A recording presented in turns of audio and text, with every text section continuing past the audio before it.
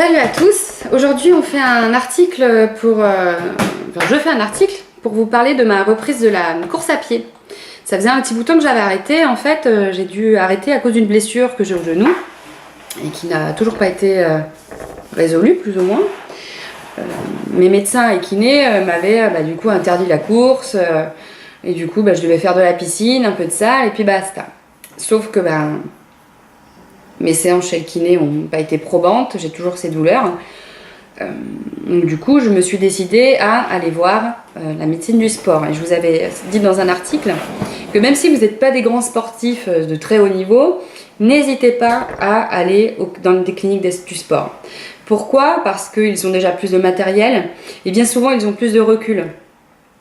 Et du coup trouveront des solutions, pas tout le temps, mais la plupart du temps que vous n'auriez pas eu avec un autre médecin. Donc n'hésitez pas à y aller, c'est important. Le plus important c'est de se soigner. Même si la clinique des sports n'est pas à côté de chez vous, franchement ça vaut le coup. Alors moi, mes examens ne sont pas encore terminés, c'est en cours, mais je dois faire un arthroscanner, bref, les rendez-vous sont moins dans le temps, donc il faut que j'attende d'avoir ces rendez-vous-là. Ça met un peu de temps, mais je pense qu'ils trouveront quelque chose pour moi. Donc c'est plutôt cool. Alors j'ai repris la course à pied, ça faisait 6 mois que j'avais arrêté, j'ai repris la semaine dernière. Donc j'y suis allée, écoutez, hyper contente, hyper enjouée, motivée, en plus il faisait beau. En plus j'ai ma super nouvelle montre, la Fitbit Blaze, qui est top of the pop quoi, une espèce de bijou de petite montre. Je ferai un article là-dessus. Donc me voilà partie, avant de partir, j'ai fait une bonne séance d'étirement. Parce que je me suis dit, reprise, ça fait 6 mois, pépette, que t'as pas couru. Je me suis dit, si je fais pas d'étirement, je vais en chier ma race les courbatures. Donc bonne séance d'étirement et je pars courir. Hyper contente. Un espèce de sentiment d'euphorie, mais totale. Parce que j'ai trop fière, trop contente de recourir à nouveau. Donc je cours, hyper cool, trop contente, voilà quoi. Toute fière de moi. Je me la raconte un peu, mais c'était vraiment le cas. Et, pardon, je bois un petit coup. La fatigue se fait vraiment pas ressentir tout de suite, même assez tardivement, parce que j'étais tellement dans le truc, tellement heureuse de reprendre, que je pensais pas du tout à ma course. Je pensais juste à plein d'autres choses que la course, donc c'était plutôt positif. Au bout d'un moment, je commence à avoir un peu mal aux pieds, je sens des frottements, les ampoules qui vont peut-être se faire. Là, je regarde ma montre. Je crois que j'étais à 36 minutes à peu près. Je me dis, bon, Lindsay, tu peux pas t'arrêter là. Je continue à courir et là, je commence à avoir un peu plus de douleur. Et vu que j'avais déjà vu le temps, moi, dès que j'ai un temps en tête, ça me démotive. Je suis sur la pente descendante quand je connais le temps, généralement. Je regarde une seconde fois et je vois 43 minutes. Et là, je me dis, mais toute seule dans la rue, je me gueule dessus, en fait. Pas dans ma tête. Vraiment, je parle à haute voix. Et je dis, allez, tu cours, espèce de feignasse! Plus que 7 minutes, t'es arrivé à 50. Enfin, je me gueule toute seule dessus. Je m'étais donné comme objectif 50 minutes, je sais pas pourquoi. Heureusement qu'il y avait personne. Ou pire, s'il y avait quelqu'un, mais tant pis. Ils ont vu quelqu'un de motivé qui se gueule dessus. Et finalement, voilà, j'arrête de courir. 50 minutes, 7 km 96, donc presque 8 km. Un rythme de 6 minutes 24 par kilomètre, donc hyper contente, trop fière de moi. Je rentre, je fais des étirements, mais avant ça, je vais voir mon copain pour lui montrer mes statistiques. Lui, il est trop content de moi aussi, quoi. Franchement, champion du monde. 50 minutes, ça fait 6 mois que t'as pas couru. C'est cool. Donc ça fait du pur mental, etc. J'étais vraiment, vraiment fière. Moins contente le lendemain, parce que malgré mes étirements et malgré le fait d'avoir bu 15 litres d'eau, des courbatures, mais de bâtard, pardon pour l'expression, mais des courbatures. Mais je galérais même à aller faire pipi, à m'asseoir quoi, sur la cuvette, tellement j'avais les cuisses mais dures comme du béton. Mal, mais tellement mal, mais bon. Finalement, c'est une douleur qui fait du bien.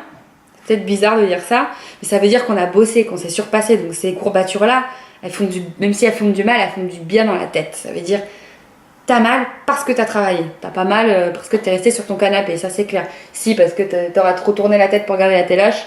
Mais bon, ça c'est pas une douleur qui fait du bien, quoi. Donc voilà, donc j'ai laissé quand même passer une semaine avant de retourner courir parce que j'avais vraiment des grosses courbatures. En revanche, je suis allée à la salle. Je suis allée faire 1 heure d'elliptique pour pas faire qu'une séance de sport par semaine, quoi. Plus le renforcement musculaire à la maison, quelques abdos. Et donc j'ai fait ma seconde séance mardi dernier. Donc cette semaine. Donc là j'étais un petit peu moins sereine parce que l'euphorie de la reprise était encore là, mais un peu moins forte. J'avais encore un peu des mini courbatures et quand même un peu mal aux pieds.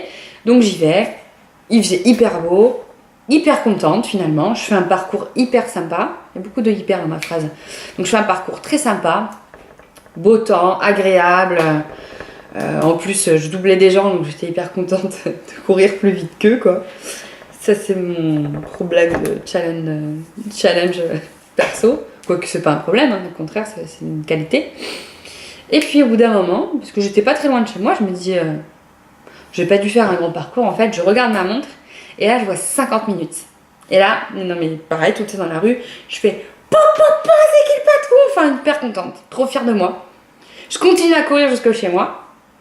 Et du coup, j'ai couru 1h10. J'ai fait 11 km 17. Très important les 170 mètres restants, enfin, les derniers 170 mètres. Trop contente, mais de ouf quoi. J'ai carrément battu mon record de distance, j'avais pas couru plus. Moi je suis très 10 km.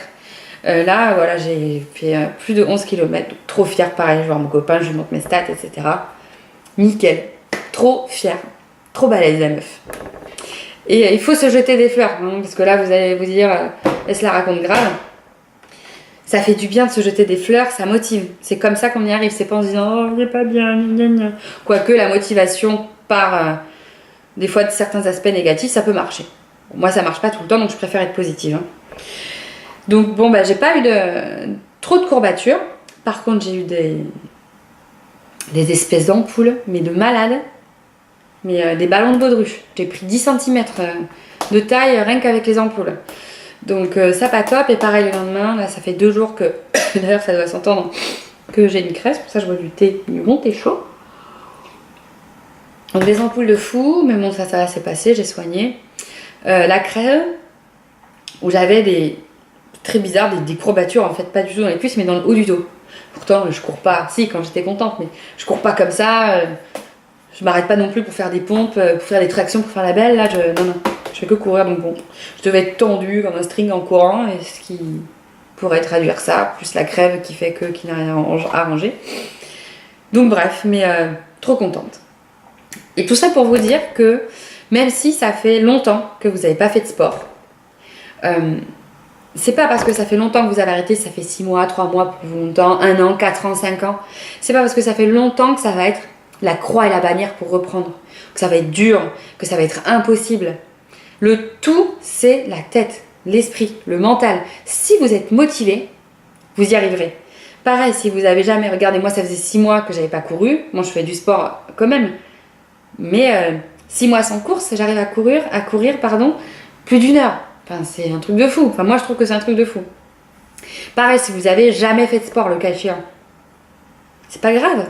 C'est pas parce que vous avez jamais fait de sport que vous allez être mauvais, pas possible. Je prends l'exemple de ma mère, qui a jamais fait de sport de sa vie, sauf quand elle était tête ado, qui est obèse par-dessus le marché. Je vais écrire des articles chez Rouge sur le combat de ma mère contre le poids, enfin notre combat parce que je l'aide vachement dans cette démarche de perte de poids.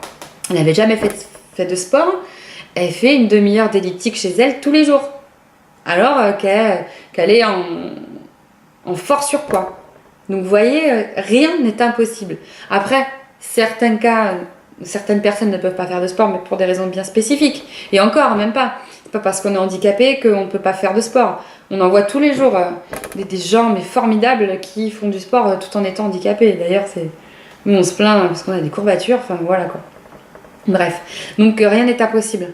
Parce que c'est facile de regarder les nénettes là, sur Instagram ou sur Facebook, trop bonnes les cochonnes avec des culs de fous, des ventres de gueudins, des cuisses de malades. Mais c'est sûr, si on regarde ça et qu'on fait oh j'aimerais bien être quand même, mais là-bas je vais aller bouffer des chouquettes et du nougat. Non, c'est pas comme ça que vous allez arriver à grand chose. Hein. C'est pas le cul posé sur le canapé, à regarder la télé, à regarder du sport à la télé, au pire que vous allez devenir comme elles. Faut pas croire ces filles-là si elles sont comme elles sont, c'est parce qu'elles travaillent. C'est pas des feignasses. Elles donnent tout ce qu'elles ont pour arriver à leurs objectifs. Elles sont motivées. Le sport, c'est un second travail. ça demande du temps, ça demande de la motivation, de la persévérance. Il faut se donner des objectifs pour aller toujours plus loin et pour se perfectionner comme dans son travail, comme dans sa vie perso. Quelqu'un d'équilibré, c'est quelqu'un qui va prendre soin de son travail, de sa famille et de soi. Donc, prendre soin de soi, ça passe par plein de choses, mais le sport en fait partie. Donc, rien n'est impossible. Je vais continuer ces articles sur mon évolution dans la course, en espérant que je pourrai continuer malgré peut-être les résultats des analyses qui arriveront, on ne sait pas. Mais je crois que j'ai de la chance, ça va le faire. Et voilà, donc restez motivés. Prenez exemple, je ne sais pas, sur des gens de votre entourage qui sont motivés. Si vous ne voulez pas faire du sport tout seul, trouvez des gens autour de vous. Mais le tout, c'est de garder la pêche et de se sortir les doigts. Excusez-moi de l'expression, mais au bout d'un moment, c'est ce qu'il faut faire. Donc si vous voulez faire du sport, eh ben faites-en. C'est pas plus compliqué que ça. Voilà, c'est tout ce que je voulais vous dire. Et puis, contente pour ceux qui regarderont cette vidéo. Je vous fais des bisous. Salut!